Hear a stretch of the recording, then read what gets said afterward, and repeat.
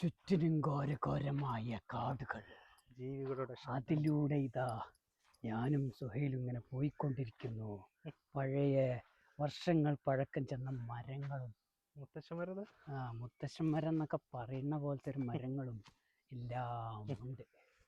വേറൊരു ഫീലാണ്. ജാനകിക്കാട് അല്ലെ? ജാനകിക്കാട് കോഴിക്കോട് ജില്ലയിലെ അധികം ആരും അറിയപ്പെടാത്ത ജാനകിക്കാട്. ഇവിടെ വന്യമൃഗങ്ങളൊക്കെ ഉണ്ട്, പക്ഷെ അത് ഏത് നിമിഷവും കാണാം, ചിലപ്പോൾ കണ്ടില്ല എന്നും വരാം.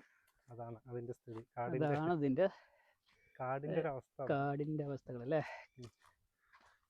പിന്നെ നമ്മള് കാട്ടിൽ കയറുമ്പോ നിയമങ്ങളൊക്കെ പാലിക്കട്ടോ, പ്ലാസ്റ്റിക് കാര്യങ്ങളൊക്കെ. അതെ, അത് മെയിൻ, അതാണ് യഥാർത്ഥത്തിൽ ഒരു പ്ലാസ്റ്റിക് പോലും നമ്മൾ കൊണ്ടുവരുന്ന സ്ഥലത്തേക്ക് വലിച്ചെറിഞ്ഞ് പോരുത് അല്ലെ.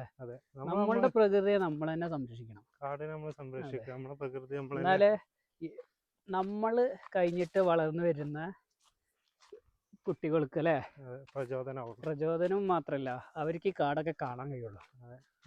നമ്മള് വൃത്തികേടായിക്കരുത്. അതെ അതെ അതെ, സംരക്ഷിക്കുക. ഇപ്പൊ എന്താ നീറ്റ് ക്ലീൻ. അതെ, ഇവിടെ ഒന്നും പ്ലാസ്റ്റിക്കുകളൊന്നും കാണുന്നില്ല. പ്ലാസ്റ്റിക് പോലില്ല. ഇത് നമ്മൾ സംരക്ഷിച്ച അത്രയും നല്ലത്. എന്താ